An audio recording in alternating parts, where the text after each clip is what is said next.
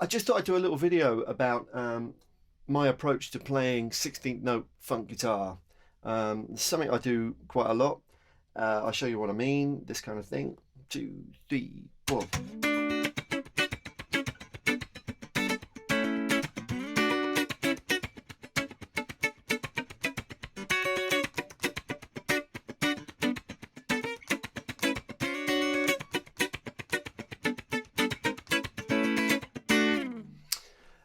As you can see, my right hand is moving, doing that motion. It's just like a machine, a pendulum.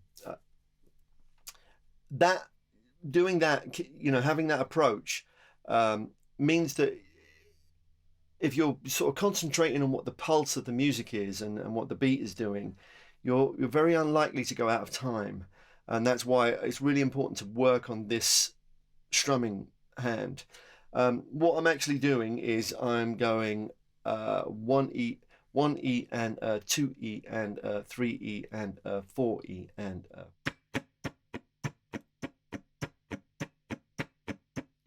so that means that every 1, 2, 3, 4 and the ands, 1 and 2 and 3 and 4 and are all downstrokes, and the E's and the R's are all upstrokes, 1E and 2E and so on. So you get this kind of sound. Now it's really good to practice this. I find you just muting the strings. Have a very light grip on the strings with your left hand so you can get a pulse. So you get your tempo, 1, 2, 3, 4, 2, 3, 4, 1, 2, 3, 4.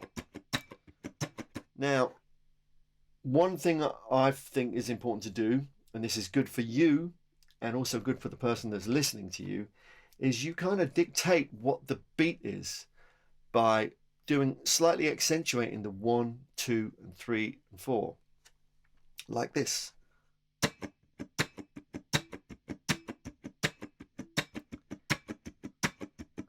If you can hear, I'm actually hitting the strings slightly harder on 1, 2, 3, and 4, and that means that you're sort of dictating what that pulse is, and that means that for the listener, they can also feel it as well, and also my body language kind of does it too.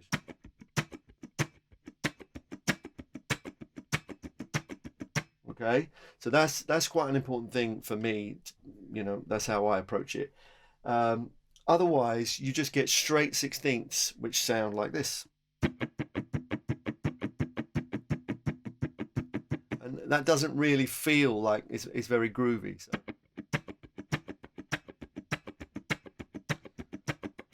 Okay, so that's a cool thing to practice. If you've just got some time, just sit with a metronome, a little click track or a drum machine, and just practice playing dead strings like that. It really helps to get used to the thing of playing that way. My approach also is, I've noticed that whenever I do it with a closed hand, and this is just me, whenever I do it with a closed hand,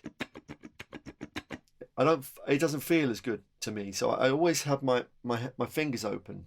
I'm holding the pick between my thumb and my first finger, and I have my fingers open. And I don't know whether it's something to do with the weight of your fingers flicking that means that your wrist is you're kind of doing that action. Okay, you're not doing your arm, you're not doing your whole arm like this, you're doing this action with your wrist.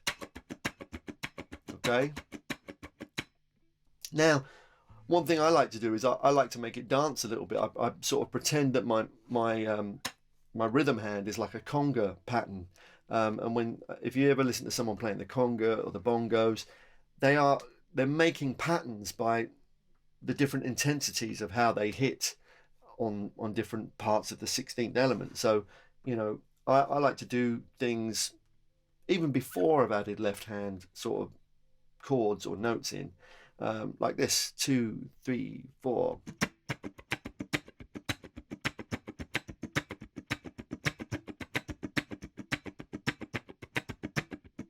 You kind of making it dance a bit. You know, you're adding some interest. Another little exercise you can work on is taking a chord, using a chord, B minor 7 here, just playing the top 3 strings, the G, the B, and the E at the 7th fret, and you do a bar of each increment of the 16th. So I do a bar of this where I play the first 16th. 1, 2, 3, 4. Like that. So I'm just squeezing with my left hand the chord, bouncing.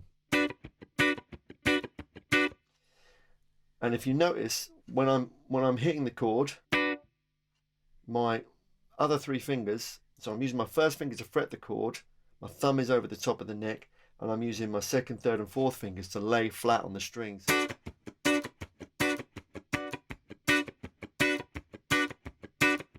So set up a metronome to do that.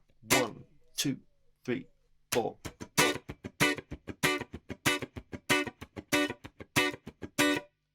Once you're comfortable with that, you work to the 2nd increment, so it's the 1E. So you're hitting the 1E. So you get this 1, 2, 3, 4.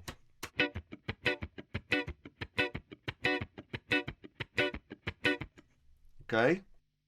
Then once you're comfortable with that, you go to the 3rd increment. So it's 1E and, sorry, like this. 2, 3, 4.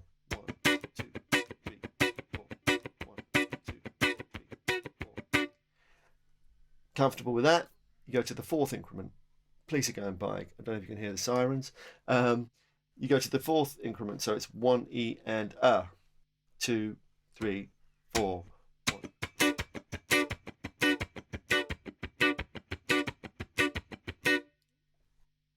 So once you're comfortable with all of them, very carefully go through a bar of each, like this. 1, 2, 3, 4.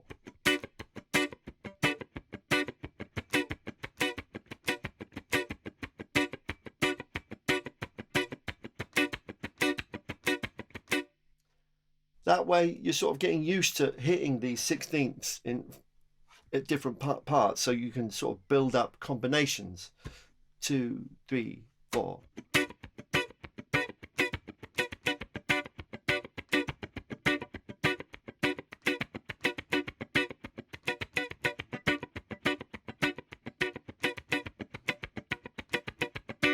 Okay, lots of fun, you know, it's endless.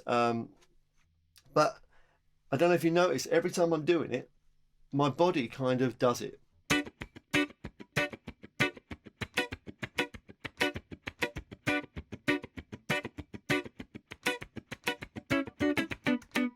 Okay, that's just how I approach it on a very basic level. I don't know if this helps. I know this is just my personal preference. I use really thick Jim Dunlop Jazz 3 picks. The really small ones. I don't know if you can see those. When I'm playing, this is just me, it's just my preference. I barely have the pick showing. It's like that. So I have the tip of the pick showing, and I just prefer a softer sound. So I'm actually using the side of my thumb and the front of my first finger as well as the pick, and that's just my preference. So hang on.